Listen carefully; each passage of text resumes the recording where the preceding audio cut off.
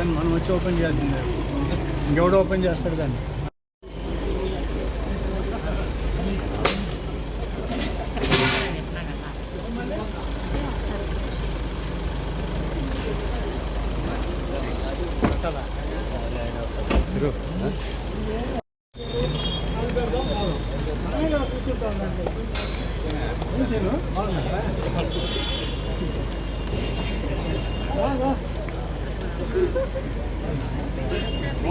బాగున్నాడా?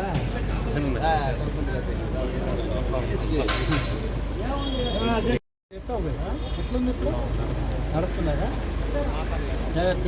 బహుశా అది చాలా దూరంలో లేదని అనుకుంటున్నాను. ఇంకా 15 రోజుల్లో ఎలక్షన్ షెడ్యూల్ వస్తుంది. సార్వత్రిక ఎన్నికలకి ఎలక్షన్ షెడ్యూల్ ఫిబ్రవరి 15 తర్వాత 21 లోపల ఏ రోజైనా ఇవ్వచ్చు అని చెప్పి ఎన్నికల కమిషన్ అనౌన్స్ చేసింది. మన రాష్ట్రంలో ఉన్న చీఫ్ ఎన్నికల అధికారి మీనా కూడా ఇవాళ ప్రెస్లో చెప్పాడు, 2వ వారం 3వ వారం లోపల ఎన్నికల షెడ్యూల్ ఇవ్వబోతున్నారు. ఎంత దగ్గరకు వచ్చాక కూడా మనం మన బాధ్యతల్ని గుర్తెరగకపోతే ఇంకా భగవంతుడే రాబోయేటువంటి రోజుల్లో తప్పు చేసి తప్పుడు నిర్ణయాలతో తప్పుడు ఆదేశాలను అమలు చేసే అధికారులకి శిక్ష తప్పదు. దయచేసి ఇది నేనేదో ఒకరికో ఇద్దరికో చెప్పేది కాదు, ప్రతి ఒక్కరికి విజ్ఞప్తి చేస్తున్నాను.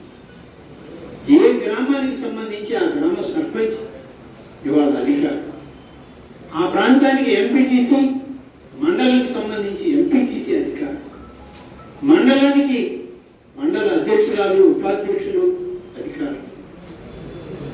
5 సంవత్సరాలు ఉండేది వీళ్ళు, 30 సంవత్సరాలు ఉండేది వీళ్ళు.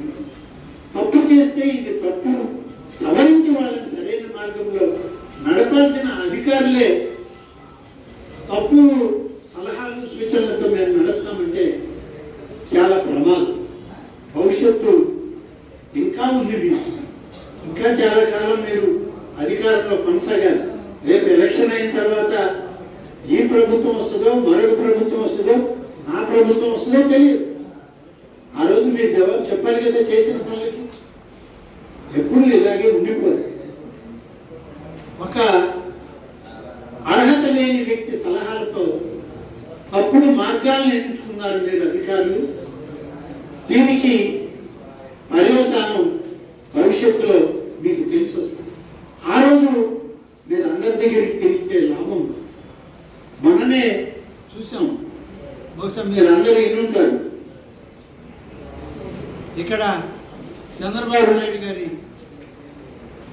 ఏమా మైక్ కూడా ఆపేశారు, ఇది కూడా ఆపమన్న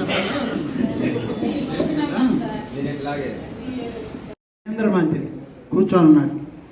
పోయిన పార్లమెంటు ఎన్నికల్లో జరిగిన తప్పుడు నిర్ణయాలు, దొంగ ఓట్లు, తప్పుడు ఆలోచన చేసిన అధికారులు ఇవాళ ఎలక్షన్ కమిషన్ ముందు తల వంచుకొని దోషుల్లాగా నిలబడ్డారు.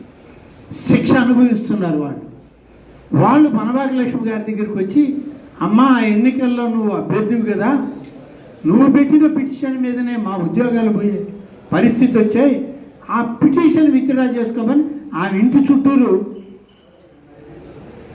కానిస్టేబుల్ దగ్గర నుంచి డిఎస్పీలు, అడిషనల్ ఎస్పీలు, తహసీల్దారుల దగ్గర నుంచి జాయింట్ కలెక్టర్లు, ఎలక్షన్ ఆఫీసర్ల దాకా ఆ ఇంటి చుట్టూరు ప్రదక్షిణాలు చేస్తున్నారు.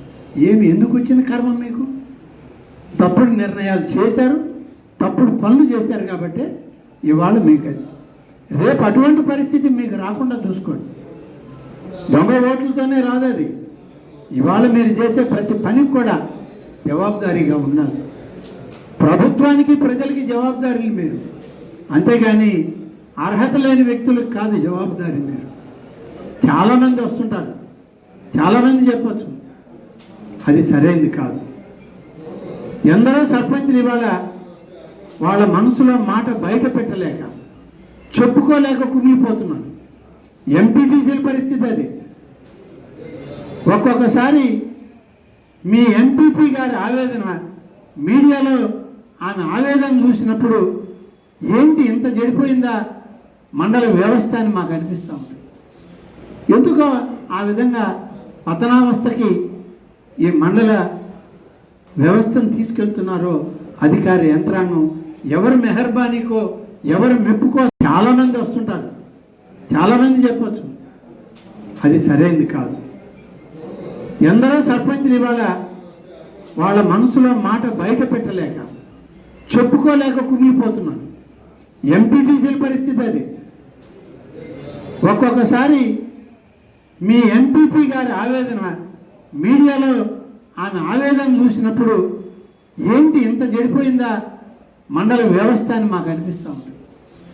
ఎందుకో ఆ విధంగా పతనావస్థకి ఈ మండల వ్యవస్థను తీసుకెళ్తున్నారో అధికార యంత్రాంగం ఎవరు మెహర్బానీకో ఎవరు మెప్పుకోసరమో నాకైతే అర్థం కావట్లేదు. మీ పని మీరు చేయండి, ఎంతవరకు చేయగలరో అంతవరకు చేయండి, మీకు వెసులుబాటు ఉన్న వరకు చేయండి, ఎవరు చెప్పినా. కానీ గ్రామానికి సంబంధించినంత వరకు సర్పంచ్ నాయకత్వం, మండలంలో ఎంపీటీసీలు, ఎంపీపీ, ఉపాధ్యక్షులు నాయకత్వం తప్పనిసరి. వాళ్ళని కాదని మనం ఏదో చేద్దామంటే రేపు వాళ్ళే మీకు ప్రశాంతకంగా మారే పరిస్థితి వస్తుంది. గడిచిన 4 సంవత్సరాలంటే దాదాపు 2 సంవత్సరాల కాలం మీరు నేను అందరం కలిసి, అధికార యంత్రాంగం అంతా కలిసి, చాలామంది అధికారులు పాత వాళ్ళే ఉన్నారు ఇక్కడ, వాళ్ళందరితో కలిసి పనిచేసాం. ఏ రోజు గ్రామ సర్పంచులు మా పెత్తనం లేదు గ్రామాల్లో అని చెప్పుకోలేదే, ఏ రోజు ఎంపీటీసీలు మా పెత్తనం జరగడం లేదు ఈ మండల అధికారుల దగ్గర అని చెప్పలేదు. ఇవాళ ఎందుకు అదే పనిగా మీ ఎంపీపీ ప్రెస్ మీట్లు పెట్టి చెప్తుంది, పార్టీ సమావేశాల్లో గొంతు విప్పి మాట్లాడుతుంది, జిల్లా కలెక్టర్ల దగ్గరికి పోయి మాట్లాడుతున్నారు. ఎందుకు చేస్తున్నారు? ఎక్కడైనా మీరు ఒక్కసారి ఆలోచించండి. ఎక్కడ లోపం ఉంది, ఎక్కడ తప్పు జరిగింది, కనీసం ఇప్పుడైనా ఇంకా ఈ 20 రోజులైనా వాళ్ళని సర్పంచులుగా చూడండి, వాళ్ళని ఎంపీటీసీలుగా చూడండి, వీళ్ళని ఎంపీపీలుగా, ఎంపీపీ ఉపాధ్యక్షులుగా వాళ్ళని గమనించండి. నిర్లక్ష్యం చేయబాకండి. 20 రోజుల సమయం మీకు ఉండేది, ఈ 20 రోజుల్లో చూడండి. 20 రోజుల తర్వాత మేము చూడమని మిమ్మల్ని అడగరు, వాళ్ళు రారు ఆఫీస్కి. ఎందుకంటే ఎలక్షన్ షెడ్యూల్ కోడ్ వస్తుంది, వాళ్ళు కూడా ఆఫీసులకు రారు, వాళ్ళ ఊళ్ళల్లో వాళ్ళు ఉంటారు. ఎలక్షన్ అయిన తర్వాత మళ్ళీ వస్తాం, వాళ్ళు మేము అందరం కలిసే వస్తాం ఇక్కడికి. ఈ 20 రోజులన్నా వాళ్ళకి గౌరవం ఏంటి, మర్యాద ఏంటి, మీ మర్యాదను మీరు కాపాడుకోండి. అధికారులు అధికారం ఉందనేటువంటి అహంతో పనిచేస్తే ఆ అహం తర్వాత మీకు ఇబ్బందులు అయిన పరిస్థితులు వస్తాయి. ఆ పరిస్థితులు తెచ్చుకోబాకండి. ఇంతకుముందు అందరం కలిసి పనిచేసాం. ఎవ్వరు ఒక్కరు ఒక సర్పంచి మాకు ఏదైనా పని కావాలి, డబ్బు కావాలని అడిగారు. ఒక ఎంపీటీసీ మాకు ఇంకో 2 లక్షలు ఎక్కువేంటి అని అడిగారు. కానీ ఇవాళ డబ్బులు అడగడం లేదు వాళ్ళు. మా అధికారాలు మాకు ఉన్నాయా లేవో చెప్పండి అంటున్నారు. ఇంత దిగజారేటువంటి మండల వ్యవస్థను ఎందుకు చేసుకున్నారు, ఎవరి ప్రమేయం ఉందో ఒకసారి మండల అధికారులందరూ ఆలోచించి దీన్ని సరిచేసుకొని భవిష్యత్తులో ఇటువంటి పొరపాట్లు జరగబాక. మీరందరూ కూడా చాలామంది అధికారులు తెలిసిన వాళ్ళే, చాలామంది అధికారులు ఇన్ఛార్జీలే, మీరందరూ ఇన్ఛార్జీలే. చాలామంది మీ పూర్తి స్థాయి ఉద్యోగాల్లో లేరు. మీరు కింది స్థాయి అధికారులు అయితే ఆ సమయానికి ఆ స్థాయి అధికారులు లేకపోతే ఇన్ఛార్జి పెట్టి మిమ్మల్ని నడపమంటే ఆ ఇన్ఛార్జి పదవిని కూడా దుర్వినియోగం చేసే పరిస్థితి రాకూడదు. కొందరు అధికారులు రాలేదు. రెవెన్యూ డిపార్ట్మెంట్లో పాపం డిప్యూటీ తహసీల్దార్ వచ్చారు, తహసీల్దార్ గారు లేరు, రెగ్యులర్ డ్యూటీ లేరు.